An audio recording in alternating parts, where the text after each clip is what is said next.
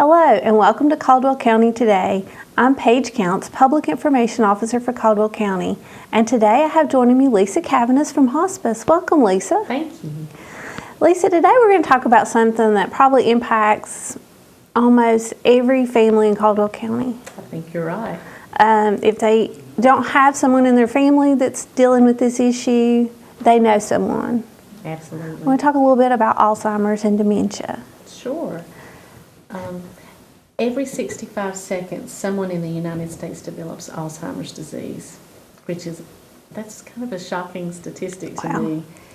And there's an estimated 5.8 million Americans of all ages that are dealing with Alzheimer's dementia. Those are 2019 numbers. And out of that, there's an estimated 5.6 million people that are like over 65 years old. Mm-hmm. So that's like 200,000 people who are 65 and younger who are living with younger onset dementia. And it's like you said, if you don't know somebody, almost everybody who hears this knows somebody who's living with dementia, is caring for somebody who lives with dementia, or knows somebody who is caring for somebody with dementia. So it doesn't just impact the person with dementia, it impacts their family and their community.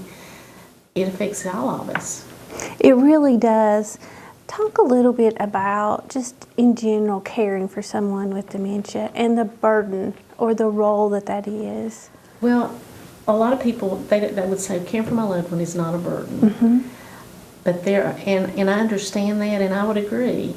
But there are things about caring for somebody with any illness that can become burdensome. Mm-hmm. The person is not, but it can be very difficult. If you have someone who has they functioned normally, your whole life, and now they're repeating things over and over, and they're asking you the same questions over and over, or let's go to the store, and they don't know where to start in getting ready, and you say, okay, do this, this, and this, and they're lost, and they don't know what to do, and they genuinely don't know what to do, or they wander off. You do get to the store, mm-hmm. and they wander off, and they're lost in a place they've been thousands of times maybe. That can wear on you, and it's difficult on so many levels. And Caldwell Hospice, as part of our dementia care program, wanted something to help those caregivers, mm-hmm. and to give you kind of a walk in their shoes, to better equip you to be as a caregiver and to give you support. And that's why we offer the virtual Dementia Tour. And we were talking before you started, you can sit through classes, which are very helpful, but this gives you that short period of time where you walk in a person with dementia or Alzheimer's shoes. Absolutely.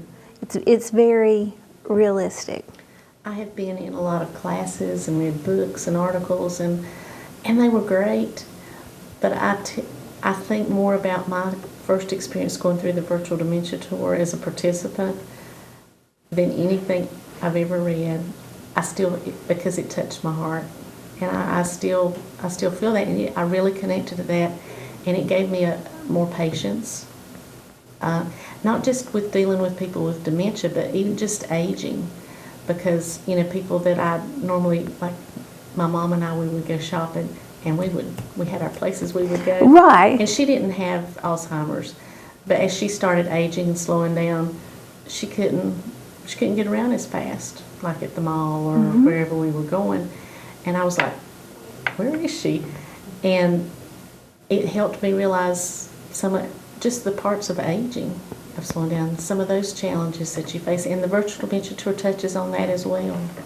So, just broad, what is the virtual Dementia Tour? The virtual Dementia Tour, it was created by P.K. Bevel, who is an award-winning geriatric specialist and the founder of Second Wind Dreams, which is an international nonprofit organization that focuses on, they're committed to changing the perception of aging. Mm-hmm. And they created this experience. It's not a class you get to sit through per se, it's an experience. You wear some patented sensory tools that kind of alter your senses some. It's safe to do, but it helps simulate some of the symptoms that a dementia patient would deal with, along with just things that you deal with as you age, regardless of dementia. And then you go through a room with a list of tasks to complete in this altered state, and it is very eye-opening. And you go through that portion, and then there's a section you sit down and just kind of debrief about what you went through and find out what you did and didn't do, and then connect you with resources that are available if you need that. The Alzheimer's Association has lots of resources in our area, and we help connect you with those and what they are. I know I watched a video about this a few weeks ago, and one of the things was a man, he put on special gloves, and a man was told to button a sweater, and he couldn't do it. Mm-hmm. And he was shocked that all of a sudden he could not complete that simple task. Right. So it's Simple really things, practical things. It is. Simple things become not so simple, if you're dealing with other challenges. Mm-hmm. So, and like you were saying earlier, if you give somebody a list of 3 things to do, they might not remember. Mm-hmm. So it's to help you kind of experience what that's like. And probably the debriefing, you have some very honest conversations. Mm-hmm. What are some things that you learned? You went through it several years ago. Mm-hmm. You personally learned from this. I learned that sometimes I just need to slow down, and I need to re-examine my priorities. It doesn't matter if we get this done immediately, if we get it done. And does it even matter if this is something, do we need to do this? What's more important? And so it helped me to learn that sometimes I need to examine and readjust my priorities of what I need to do. It helped me to slow down and be more patient and empathetic, because sometimes there's an element of fear or embarrassment sometimes with a dementia patient, because sometimes they realize they're not remembering everything, and they're frustrated and they're embarrassed because they think, I should know how to do this. And it just helped me to see the other side, and that just helped in so many ways, because we all know people like at church and in the community that we see early signs of Mm-hmm. dementia and what they're dealing with, and it makes a huge difference in how you relate to people. And like you were saying, not just dementia, but all forms of aging. Right. I think about my dad who has Parkinson's, and there's small things, not big things, but small things, like putting on his coat is a challenge just because of the movement that's Mm-hmm. required. Right. But he doesn't always like for you to help him. Mm-hmm. So how would I feel if that were me? Right. Really that sums up the virtual dementia tour in a lot of ways, is how would I feel if this were me? Mm-hmm. And it gives you it changes your perspective or your outlook. We've already talked about this a little bit. I think we may have covered this question, but why should people do it? Why should people go through this? Well, quality care for Alzheimer's and other dementia patients begins with caring and understanding caregivers and community, and this is a great way to help develop that. And this is probably, I'm guessing I haven't read everything that you've given me, but not just for caregivers, for family members, but also if you're a professional caregiver. Oh, absolutely. Especially people who work in long-term care facilities or hospitals who there's going to be a large portion of their patients who are dealing with some form of dementia at some level. Patients in the hospitals. Some people don't think about, but law enforcement people, if they're called out or they see somebody's lost, how do you approach them? So we did a special virtual dementia tour as a training for police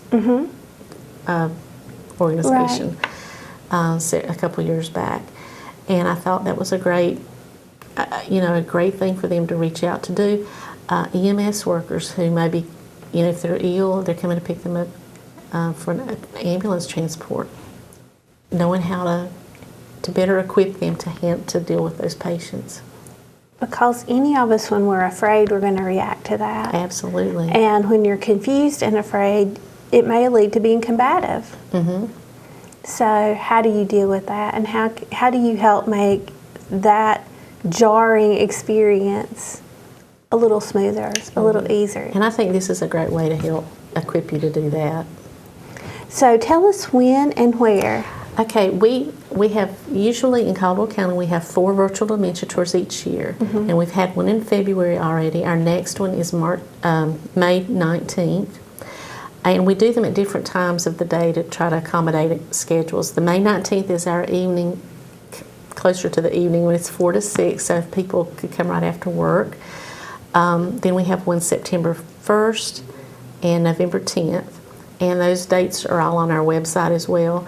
But you can just call Caldwell Hospice, the main number. You can ask for me, or you can just tell them you want to register for the virtual dementia tour. Or you can email me, and I'll put my email up there, and we will get you signed up. We have a limit of 24 slots for each tour, and there's no cost for the tour, but we ask that you have to make an appointment, because you go through at your appointment time, and each tour takes 30 to 45 minutes. And then you debrief, right? Correct, and that's part of that 30 to 45 minutes. Okay.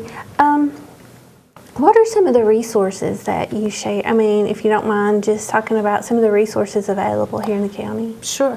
There are some support groups, and we have information there from our regional Alzheimer's Association about local resources or regional resources and hotlines. And there are some of the tours that we have a representative from the Alzheimer's Association. They're not there at every one, but sure, even when they're not there, their information is available. But just to talk to you, to help you know coping skills and what to do, what not to do. And there are a lot of resources available for folks. There are more than I thought there were. It was a great.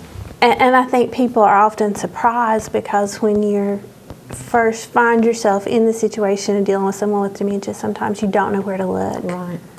And it's good to know that you're not alone, and that there's somebody to call who can say, I know what you're dealing with, because I've dealt with it. I've dealt with it. I know. I understand. But really, for anyone,